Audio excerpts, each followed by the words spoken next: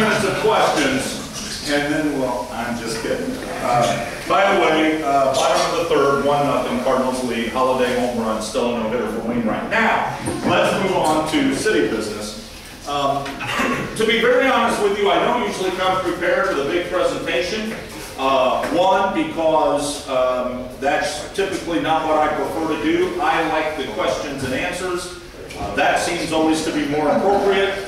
Not all of you get the opportunity whenever you want to stop by and visit my office and say hello and tell me what the problem of the day is. And so tonight we can do that. We can talk about other issues that are going on in the city, questions that you've always wanted to ask, but we're afraid to do so. Tonight is that opportunity. I figure if you have braved the weather enough to be here tonight, you can ask whatever you want. I can say I don't know to the hard questions just as well as I do the easy ones. So it won't matter that I do appreciate you bringing a referee into tonight's activities.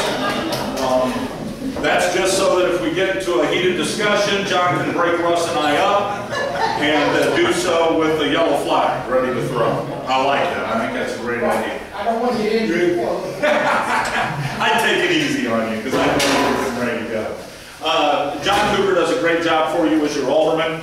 I've told John he is not allowed to ask any questions that he wants to ask tonight, though. But I do appreciate John. John takes a lot of time to discuss with me the issues, and I will tell you, not every alderman does that. You are very, very blessed in this ward, and I'm not going to point out wards where those individuals may not be so blessed, but you are.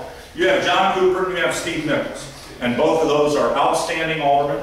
They are very inquisitive, and what I like about what they do is they're not afraid to call me and to talk to me one-on-one about the issues, rather than come to meetings and try to grandstand, and I appreciate that. I appreciate that out of John. I appreciate that out of Steve.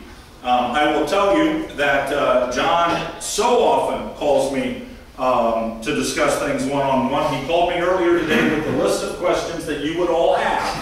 And so I could go ahead and answer those before you had to ask them. That's how much I appreciate John. A couple of properties that I know are top of your mind, and so I'll go ahead and discuss those now. The wonderful property at 1114 Skyline. Well, and I'm going to be honest with you. I'm going to be very honest with you, just as I was last year. 1114 Skyline is the city's responsibility right now, and I'll tell you why. We are trying to determine whether or not that house has any eligibility for a community development block grant program. One of the things that we have initiated in our recent CDBG program is the ability to, if a home is in good enough shape and unique enough that it will be sellable on the market, we can now utilize federal funds to purchase a home and then renovate that property and resell it. The idea behind that is that the intention is, of course, that you would sell that for a little bit of a profit. That profit goes right back into the CDBG program. You're putting a house now into owner-occupied hands and back onto the tax rolls. So it's a program that certainly has a lot of potential. We had earmarked 1114 Skyline to be the first home that we were going to do. The problem with that, as we diagnosed in April and May of this year, is that the mold issue on that property may be greater than what will be economically feasible for us to rehabilitate it. We put it on the back burner. We had selected a different home to be our first project, one that we were able to acquire for $1 in the 2700 block of Main Street.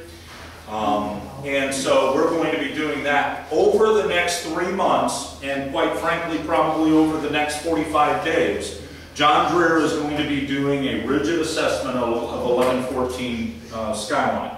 At that point, we will make a decision that will either become a CDBG home, or we will be tearing it down in our next round of demolitions, which will take place most likely in March, February and March. So again, while I would love to sit here and blame it on 1,000 other people, the city is the one responsible right now for 1114 Skyline. Not that we own it, but that we are the ones making the determination as to what we're going to do with it in the future. Yes. If it has too much mold, what's the possibility of like giving it to a fire department as training or something like that, rather than having to pay? Because I live too close to it. You know what? That 10 years ago, that was a great idea.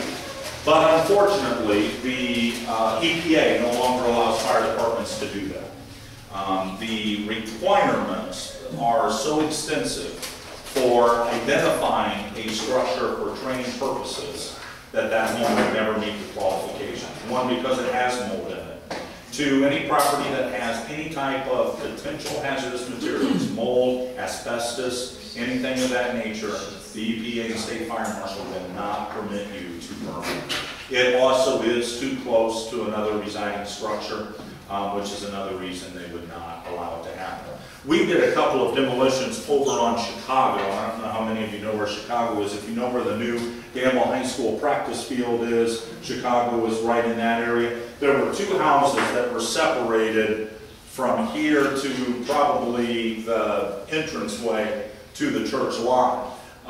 Plenty of room, we felt, for the fire department to use each of those structures.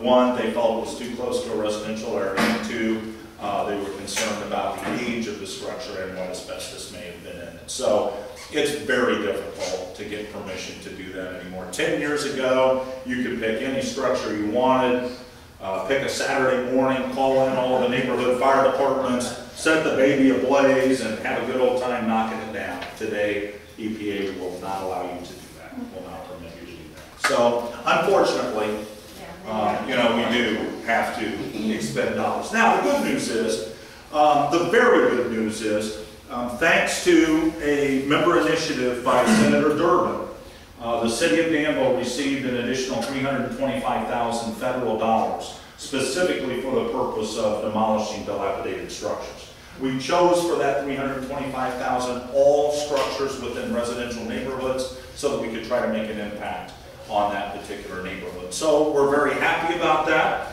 Our bond dollars had run out, or were certainly running out, and unfortunately we still had quite a few structures on the list that we were hoping to be able to get torn down. And so our thanks to Senator Durbin, and we worked actually through State Senator Michael Freric's office to make that happen. His connection with Senator Durbin and our ability to work together paid off. And so I'm extremely grateful to Senator Frerichs and to Senator Durbin for getting us those dollars. We should have those dollars by the end of the calendar year, and then that will allow us to proceed with the final round of demolition sometime in January or February. So we're excited about that. As you know, unfortunately, some of our demolition dollars that we had hoped to use on residential neighborhoods is currently being used on the former AT&T building downtown. How many of you have heard of green developments? You know what green developments are, and green roof projects where you can have trees growing on the roof or grass growing on the roof. Danville has one. It is the AT&T building. We have a tree growing on the second floor of the roof, and then lots of grass on both floors. Unfortunately, it's also uninhabitable. So that building is going to have to be demolished. One of the things that we did on that particular project is we became far more aggressive in going after the property owner. There is, for business-minded individuals in the room, a great loophole in the federal financial standards that allows you to create subsidiary corporations so that you can put properties in those subsidiary corporations so that when they become dilapidated and the city goes after that subsidiary corporation, then you claim, of course, no assets or no liability. That is what has happened to Brazil Tower. I mean, I'll make no bones about it. The reason we have such a difficult time with Brazil Tower is because it was once owned by Corbin Incorporated out of Kentucky. Corbin Incorporated, who used to actively work out of the building when WIEI and several other offices were in there, saw the deterioration of the building exist. They created a subsidiary corporation entitled Land Assets of Danville. They moved Brazil Tower into that subsidiary corporation, and now that building belongs to Land Assets of Danville. Guess how many assets Land Assets of Danville has? One.